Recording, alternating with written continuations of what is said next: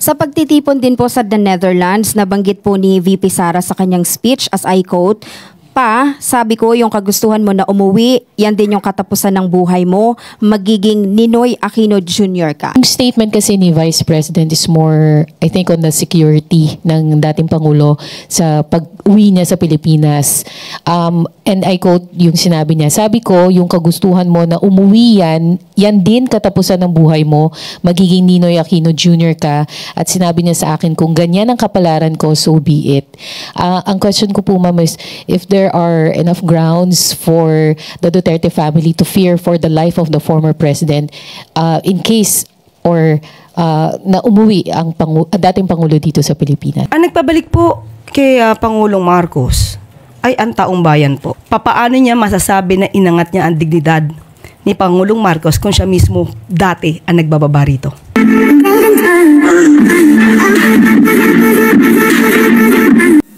Nagkaroon na po ba ng pagkakataon na magkausap sina Senator Amy and PBBM? Ayon din po kay Senator Amy ay hindi pa po siya nakikipag-usap kay Pangulo.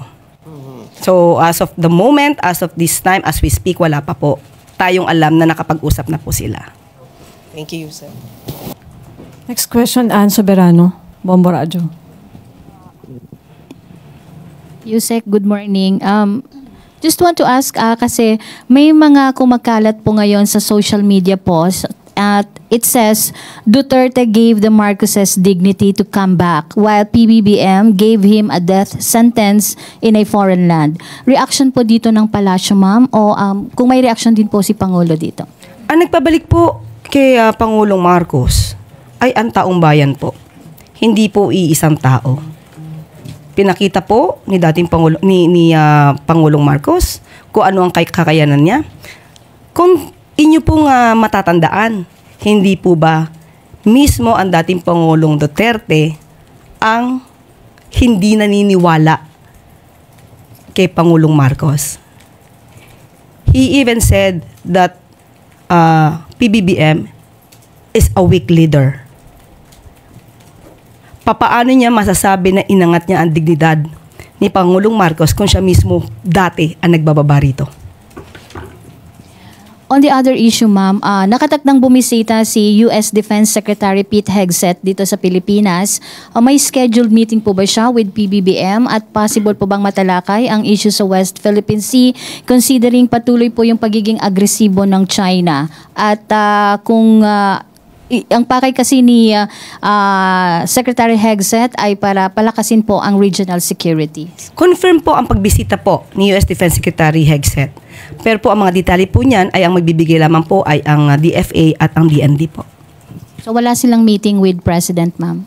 Ang detalye po ay sila po mismo ang magbibigay at ibibigay po namin sa inyo pagka po nagkaroon na po ng meeting. Thank you, ma'am. Let Narciso, DZRH. Good morning, Yusek.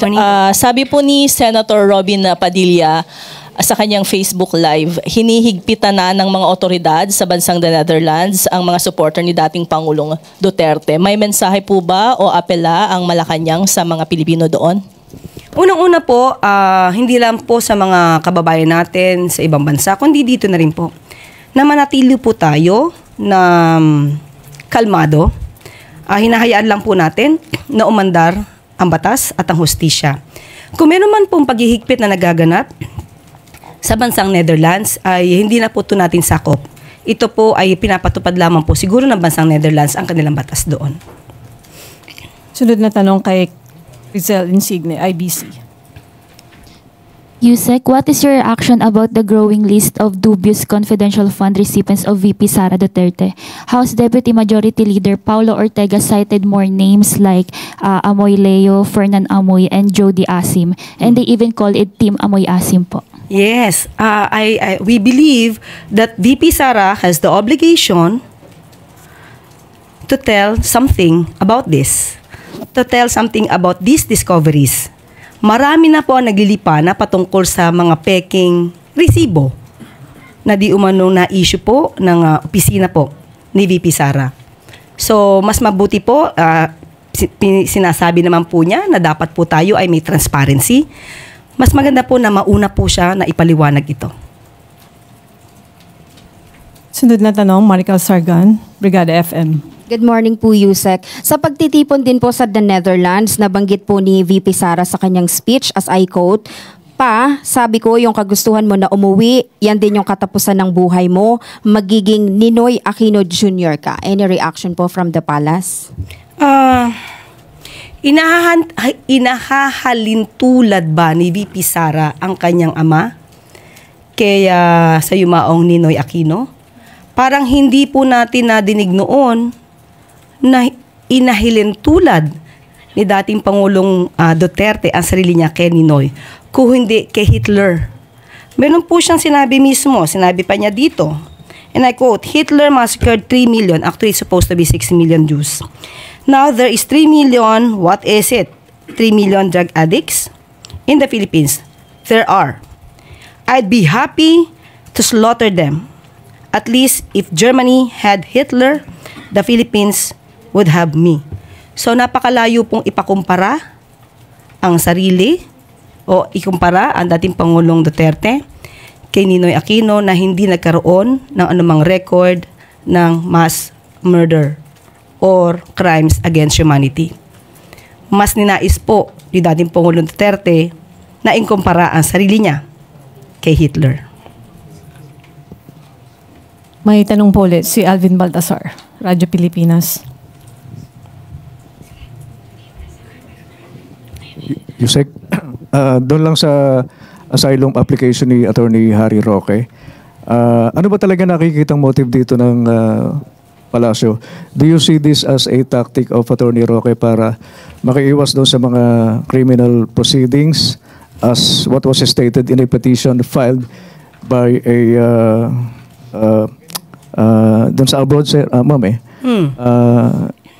anong taktikang nakikita niyo rito? Kahit hindi pa naman po siya nag-a-apply ng asylum sa Netherlands, alam naman natin na siya ay hindi na nagpakita sa anumang Quadcom hearing. Siya ay umalis sa Pilipinas at hindi na bumalik. So ano ba ang ibig sabihin nito?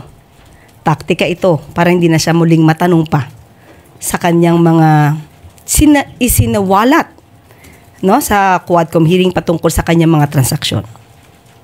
And doon sa posibleng maging dahilan niya, posibleng yung affiliation niya kay dating Pangulong Duterte, do you see this as a reason para hindi maaprobahan yung application niya sa asylum sa the Netherlands? Depende na po yan sa gobyerno po ng Netherlands kung ito po ay makakaapekto sa kanyang petition for asylum. Last question from Pia Gutierrez, ABS-CBN. Ma'am, balikan ko lang yung tanong ni Maricar kanina regarding yung sa pag-compare kay dating Pangulong Duterte kay dating Senator Ninoy Aquino. Yung statement kasi ni Vice President is more, I think, on the security ng dating Pangulo sa pag-uwi niya sa Pilipinas. And I quote yung sinabi niya, sabi ko, yung kagustuhan mo na umuwi yan din katapusan ng buhay mo, magiging Ninoy Aquino Jr. ka. At sinabi niya sa akin, kung ganyan ang kapalaran ko, so be it. Ang question ko po, ma'am, is if there are enough grounds for the Duterte family to fear for the life of the former president in case or na umuwi ang dating Pangulo dito sa Pilipinas. Yun na nga po nakakapagtaka eh. Saan po ba nakukuha itong mga kwento na ganito? Saan po nakukuha ang pagkukumpara kay dating Ninoy Aquino? Saan nakukuha yung mga threats?